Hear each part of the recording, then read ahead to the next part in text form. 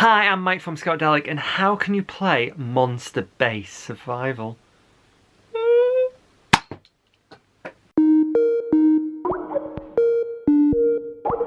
Hi, I'm Mike from Scoutadelic, and if you haven't already, scroll down and check that you are subscribed to our channel because we've got tons past but also tons coming up in the future, so subscribe so that you never miss a video that might inspire you to do something different with your scouting.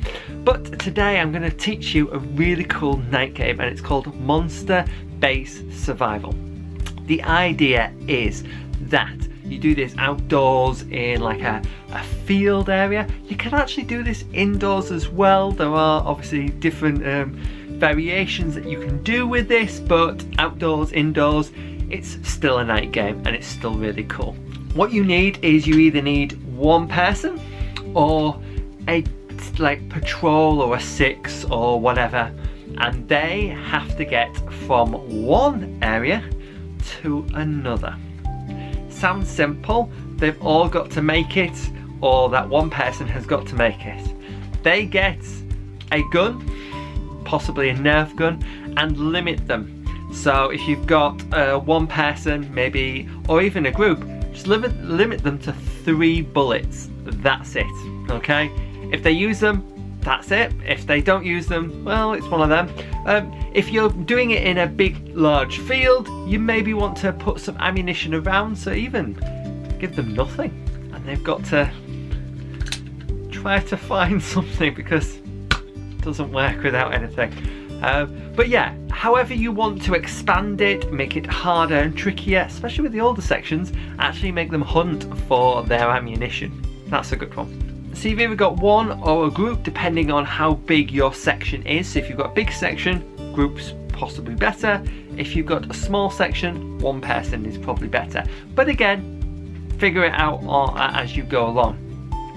So that one person or that group is trying to get from A to B, and it's a fair distance. Don't make it obviously just to hop over the road. And everyone else are monsters, so they have got to be in the dark. But what they do have is they all have something to show that that's their monsters. So the possibility is that they have a wristband around their wrist. So you can see them coming even in the dark, and they're also okay because they've got something so you can see exactly where everyone is as well. So it's helpful for leader wise because you can see where everyone is, hopefully. And also with the team or the person that's getting from A to B, they also know where monsters are. The team or the person also has a torch. Now the torch comes into play like this. If they shine the light on somebody, like a monster, they've got to freeze and they can't move. Okay? As soon as the torch is off them, they can start again. I would suggest maybe getting them to just walk, so then therefore the monsters are slower. But again, it is entirely up to you how difficult or how easy you want to make it. If they're walking, then it's possibly quite an easy ride to get from A to B, but then again, there's more monsters than there are people getting from A to B. So whilst you're shining a torch on one, there might be some behind you, and you've only got 3 bullets. Now what does the bullets do?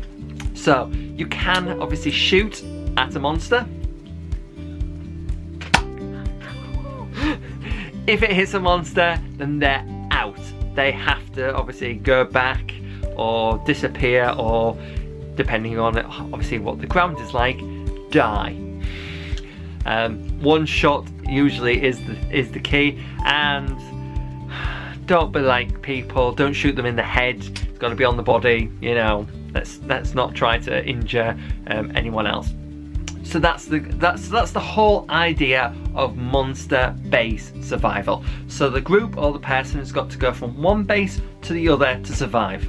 Okay, if it's a group, they've all got to survive together. As soon as one of them is caught, that is it. The one person has got to do it. The monsters, so the rest of the group, have to go after them. They've got markers on so that as a leader you can see where they all are. If you are in a hall, don't give them markers. More scarier. If a monster does tag the player or one of the group, then they're dead, and that is it. It is over. Change the rules how you feel, change the dynamics, so there's either one or the group, they can either walk or run. But yeah, those are the bits.